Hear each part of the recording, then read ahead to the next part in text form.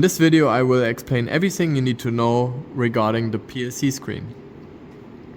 We are right now at the main page of the PLC screen. On the bottom you have several tabs, so you got the main, got the manual, option, I/O, alarm and the reset button. So we're gonna start with the main screen. You got several columns on top. You got the water column, the O2 column, H2 column, monitor column and the process select column. I will start with the water column from the top to the bottom. So water high and water low indicator. This light comes on if either the water level in the buffer tank is too high or too low. The water temperature indicated in degrees Celsius indicates the water temperature in the system. Pressure, this indicates the water pressure in the system indicated in bar. And then underneath you got flow 1, flow 2, flow 2. Those are linked to the flow switches, which are located in front of each stack. So you have one flow switch for each stack. So if there is enough flow to the stack, the flow switch indicator will be illuminated green. Now at the O2 bar column and the H2 column, they are almost the same. One is obviously for the oxygen and one is for the hydrogen. So O2 high, O2 low, H2 high, O2 low. Those are indications for the condenser. If the water level inside of the condenser is too high or too low, they will illuminate either in the oxygen or hydrogen side. If it's too high also, then the buffer O2 cool vent will open. So that's a solenoid valve situated right near the condenser, and the water in the condenser will be drained and cycled into the buffer tank. And then you got the O2 vent and the H2 vent indicators here. They are the solenoid valves which are located in the back of the machine. So if your oxygen pressure or your hydrogen pressure gets too high, those solenoid valves will open, and you can see it here at the O2 vent and the H2 vent. Also during operation, every now and then the O2 vent and the H2 vent will open to keep the pressure in the system stable basically. Then you got the temperature. This temperature indicates the oxygen gas temperature in the system and the hydrogen gas temperature in the system.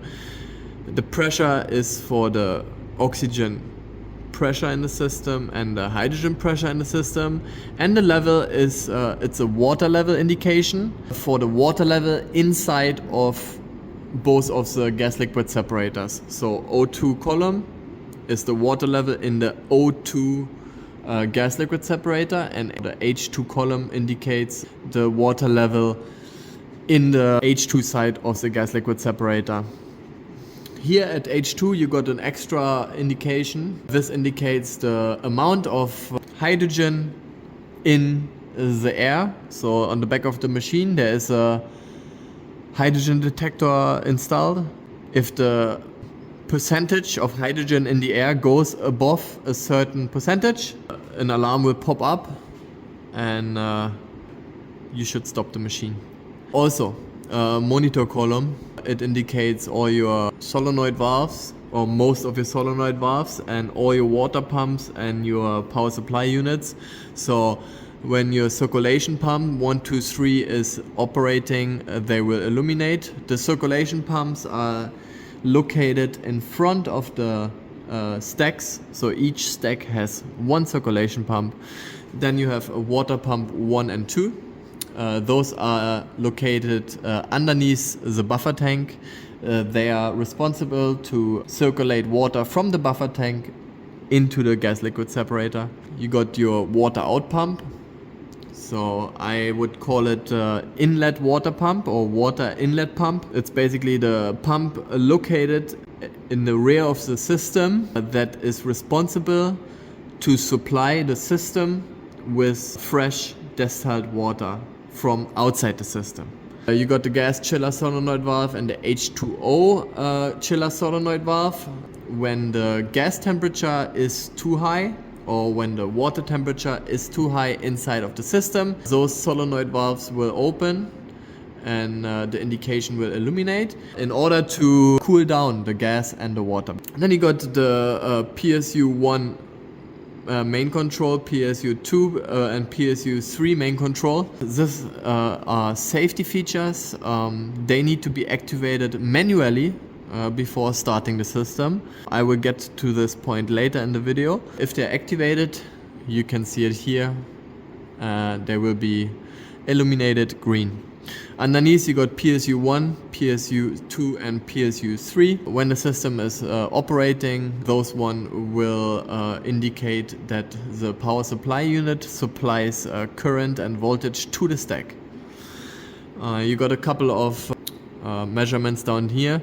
So from left to right, so here stack 1, stack 2, stack 3. You can see the voltage of stack 1, the voltage of stack 2 and the voltage of stack 3. Same for the current stack 1, current stack 2, current stack 3. And the power in kilowatt of stack 1, stack 2 and stack 3. At the process select column, you can start your system, you can stop your system, you can reset faults. So this button, reset, is the same as this one down here. Then you have the standby mode. In the standby mode, only the circulation pump 1, 2 and 3 will be operating and circulate water through the stacks. This one won't be used by the end user. It is actually just for when you test the machine for the first time. So the stacks are not fully filled with water and you want to run them, you want to fill them up with water before you supply power to the stack. I can show you how that works. So basically you click on standby mode, click on start, and now circulation pump 1, 2 and 3 will start circulating water through the system and fill the stack up with water. If you want to stop it, just click on stop, they will stop, and then click on standby mode again to make this little pop-up window disappear.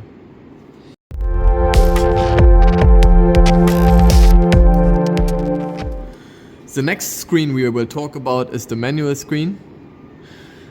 In the manual screen, all the pumps and all the solenoid valves can be manually controlled. There's only one section that needs to be used by the end customer, which is PSU1 MC, PSU2 MC and PSU3 MC. So when you click those three, you basically prepare the PSU.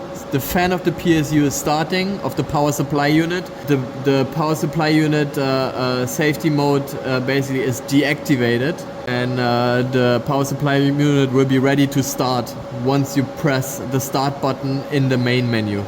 So when you go back to the main menu and you press start, the power supply units down here, PSU 1, 2 and 3, will automatically start as well and supply power to the stacks. If you don't activate the PSU 1, 2 and 3 MC, the PSU 1, 2 and 3 below, they will not start automatically. So you always need to activate those three before you start the system. I will turn it off because it's a bit noisy. You can basically control the circulation pump 1, 2 and 3, which are located in front of each stack manually. So you can start them manually and supply water to the stack and circulate it in the system. You can activate your two pumps below the buffer tank to supply water to the gas liquid separator. And you can activate your water out pump to supply water to the buffer tank. You can open your gas chiller solenoid valve and your H2 chiller solenoid valve, but it's all done automatically anyways when you start the system. This is more so for testing than for normal operation. If you want to vent the system for maintenance purposes, you want to make sure that all the pressure of the system is released. You can release the pressure of the H2 and the O2 side If you want to drain as a condenser, you can do that here with the buffer H2 and the buffer O2 cool vent button. On the right hand side, you got the H2 level and the O2 level. So that's actually the water level in the H2 gas liquid separator and the water level in the O2 gas liquid separator. So they're now pretty much even. 40 and 55 is a good level.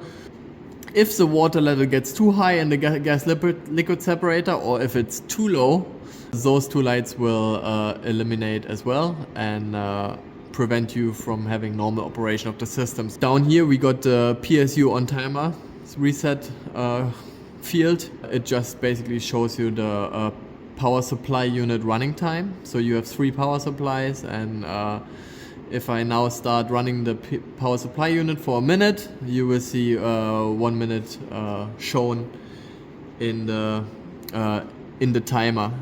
This one can be reset, and but yeah, it's advised to just leave it like it is, so you know the history, how long you have run the machine. Now the next tab is the options tab. In the option tab you have all the parameter settings for the system. This tab is usually not used by the operator. We already input all the correct values that are needed for good operation of the system. Regardless, I will explain what each parameter setting is. So basically you have a max and a set row. So for the O2 pressure, for the oxygen pressure, it cannot go above 15 bar. If it goes to 15 bar, the system will turn off. And the set value is where you want it to be. So the system will keep the oxygen pressure at and around 10 bar. Same for the hydrogen pressure column. And then we got the water pressure column. So the water pressure is set to 2 bar, and the water temperature is set to 70 degrees Celsius, but we'll keep the temperature at around 60 degrees at all time. We also set the temperature for the gases, so for the oxygen and for the hydrogen, at 10 degrees Celsius, and the vent timer. Then you got the end mode time. The end mode time is when you turn off your system, it needs cooling down.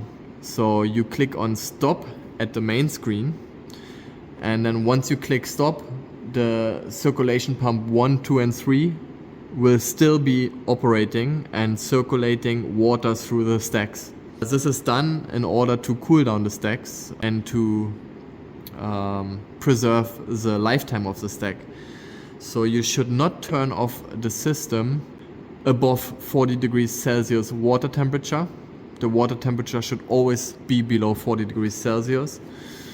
And the timer is basically the moment that you press stop until the circulation pumps stop automatically. So right now it's set at 1800 seconds.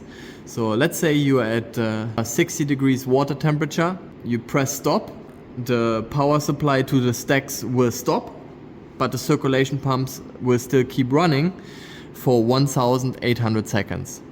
And that time is enough to cool down the system below 40 degrees Celsius. When you press stop, the PV indication will start ticking up. So you will see in seconds, 1, 2, 3, you will see the seconds going up. So it's basically the real value. So it's a real time measurement of the moment since you pressed stop until the moment that the circulation pumps turn off.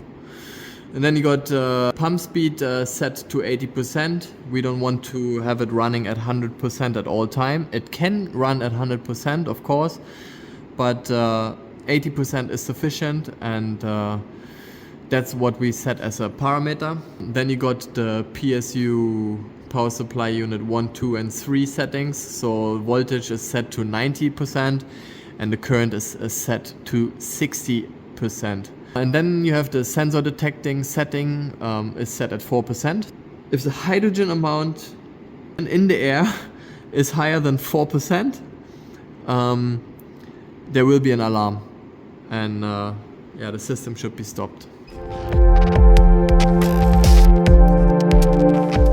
The next is the I/O. And at the I/O tab, you can see different switches, different sensors, and their name in the system, basically. And last, we got the alarm tab. At the alarm tab, you can see the history of the system, so all the alarms that came up in recent history. You can click here on up or down to see more, go back further in history.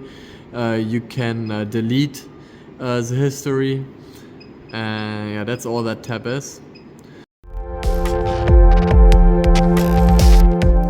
And then the last one is basically the reset button. So if an alarm pops up and you resolve the issue, you just press reset and then you can proceed with normal operation.